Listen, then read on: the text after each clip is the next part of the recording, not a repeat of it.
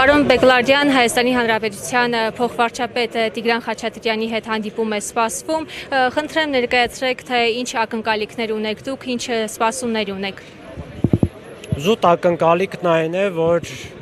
նորմալ քննարկում լինի եւ մեր ժողովրդի ձայնը լսված լինի եւ հաշվի առնեմ մեր կարծիքն ու առաջարկներն ու պահանջները։ Այսինքն, որ ասեմ այսօր ինչ որ հիմնարար որոշումներ են կայացնելու, բնականաբար դժվար, բայց ամենաեականն այն է, որ իրենք կասեցնեն իրենց սխալ որոշումների ընթացքը եւ մտնեն արդյունավետ եւ ներառական հանրային քննարկման մեջ, որպեսզի ավելի մանրամասն մենք ներկայացնենք մեր առաջարկները ու ըստ այդմ որոշումները արդյունավետ կերպով կայացվեն։ Ինչ առաջարկով եք հանդես գալու։ Պահանջագիրը հրապարակվել է, տեղյակ եք, կան պահանջներ, որոնք կարճաժամկետ ու հրատապ են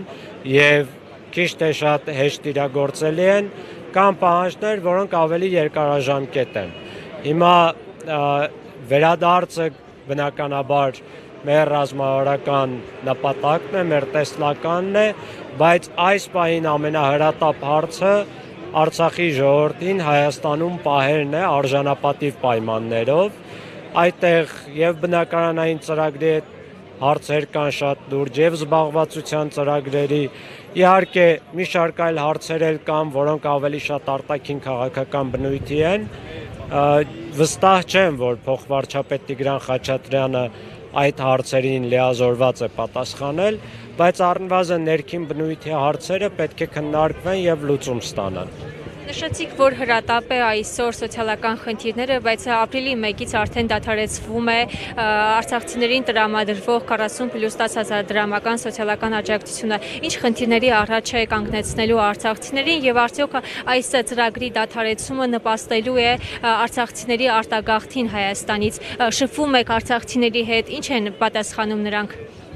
Նայեք, իրականում պետք է հաշվի առնել, որ արցախցիները ոչ թե պայքարում են ինչ-որ ֆինանսական աջակցության համար, այլ մենք պայքարում ենք արժանապատիվ եւ կայուն կեցության պայմանների համար եւ զբաղվածության արդյունավետ ծրագրերի համար, որպեսզի մենք ինքներս կարողանանք վաստակել մեր հիմնական միջոցները, կենսապայմանները ապահովել, մնացածը արդեն քիչ թե շատ հավասար պայմաններ եթե ստեղծվեն,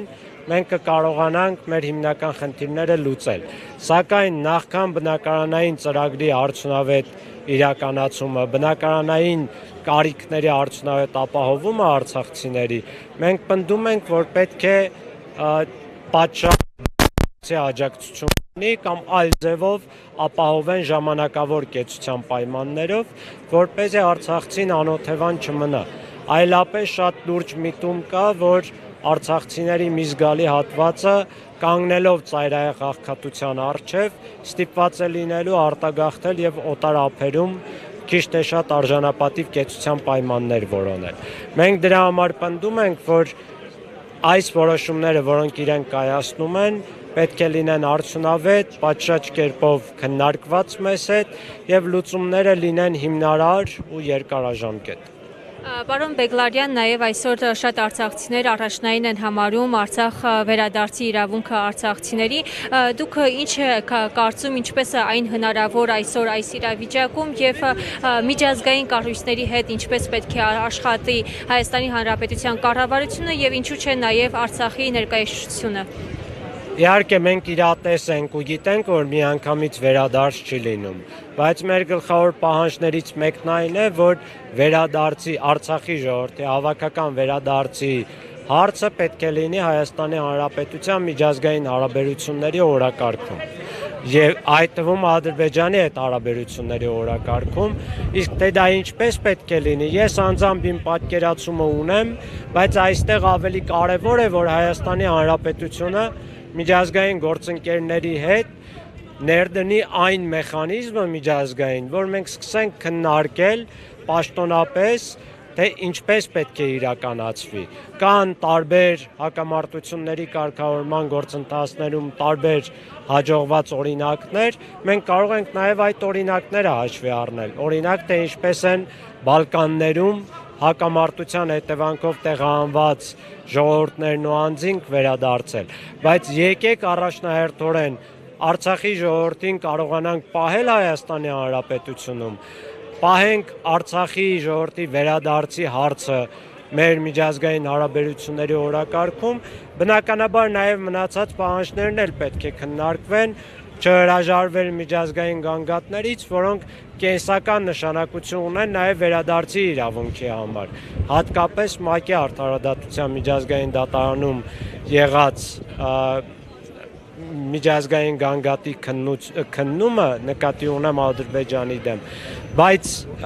մնացածը ավելի հրատապ ու կարճաժամկետ անելիքները այս պահին ներքին անելիքներն են։ Եվ ի դեպ, կարևոր հարց է նաև Արցախի ժողովրդի դեմ ատելության քարոզի վերացումը, որը ակնհայտորեն համակարգային բնույթ է ստանում եւ իշխանությունների կողմից քարոզվում է եւ իշխանության տարբեր ներկայացուցիչներ առաջնորդում են այս ատելության քարոզը, որը եւս մեկ պատճառ է այստեղ մեզ համար ոչ արժանապատիվ կեցության համար։ Եվ նաև պարոն Բեգլարյան, անդրադառնանք փոքր ինչ խաղաղության պայմանագրին, վերջերս հայտարարվեց, որ խաղաղության երկու չհամաձայնեցված վերջին կետերը արդեն համաձայնեցվել են, որի համաձայն Հայաստանը պարտավորվում է միջազգային ատյաներից հետ վերցնի հայցերը, բոլոր այն հայցերը, որոնք ուղղված են Ադրբեջանին։ Եվ այս ամենից ելնելով դուք հայտարարեցիք, որ դատի եք տալու Հայաստանի Հանրապետության կառավարությանը։ Խաղաղության պայմանագիր կնքելը ինչ վտանգների առաջ է կանգնեցնելու մեզ արցախցիներին Արցախի հարցով։ Խնդրում եմ հաշվի առեք, որ այս մասով ես որպես Արտակ Բեգլարյան եմ խոսում, ոչ թե որպես խորհրդի անդամներից մեկը, եւ ուղղակի որպես անձ իմ կարծիքը կհայտնեմ, քանի որ խորհրդի կողմից անդրադարձ չի եղել խաղաղության պայմանագրին։ Ես անկեղծորեն կարծում եմ, որ Ալիևը եւ Ադրբեջանը չեն ցանկանում ստորագրել այս համաձայնագիրը եւ հավանականությունը դեռևս շատ բարձր է, որ չի էլ ստորագրվելու, որովհետեւ Ալիևը տեսնում է, որ ուժի կիրառման սպառնալիքի ներքո եւ ուժի կիրառմամբ կարողանում է հասնել իր բոլոր նպատակներին եւ կարիք չկա լրացուցիչ պարտավորությունների տակ մտնել եւ տեսնում ենք նաեւ Հայաստանի իշխանությունների կողմից այս հայտարարությունից հետո, երբ նույնիսկ իշխանությունները պատրաստ են ադրբեջանական նախագիծը ստորագրել, դրանից հետո իրենք այնպիսի նոր նախապայմաններ են դնում, որոնք գործնական առումով կիրառելի չեն կամ շատ դժվար ու շատ երկարաժամկետ ժամանակահատվածում են կիրառելի, որը նշանակում է, որ իրենք վիժեցնում են հնարավոր համաձայնագիրը։ Երկրորդը նաև պետք է հաշվի առնել, որ սա խաղաղության համաձայնագիր չէ։ Սա պարզապես Հայաստանի եւ Ադրբեջանի դիվանագիտական հարաբերությունների կարգավորման կամ վերականգնման վերաբերյալ միջպետական համաձայնագիր է, քանի որ խաղաղության համաձայնագիրը պետք է ներառի հակամարտության բոլոր բաղադրիչները եւ պետք է լուծումներ տա հակամարտության բոլոր բաղադրիչներին։ Այնինչ հակամարտության բաղադրիչների հիմնական մասը այս համաձայնագրում հասցեագրված չեն։ Այդ թվում տեղահանված անձանց վերադարձը, այդ թվում հայատյացության համակարգի վերացումը Ադրբեջանում, որը ամենահիմնարար խնդիրն է խաղաղության հասնելու համար, եւ բազմաթիվ այլ բաղադրիչներ կան, որոնք խաղաղության այսպես կոչված խաղաղության այս համաձայնագրում ներառված չեն։ Հետևաբար մենք նույնիսկ եթե այս համաձայնագիրը ստորագրվեց, Հարավային Կովկասում ցավոք սրտի խաղաղություն չենք ունենալու։ Եվ այս օրակարգը խաղաղության օրակարգ չէ։ Խաղաղության օրակարգ կլիներ, եթե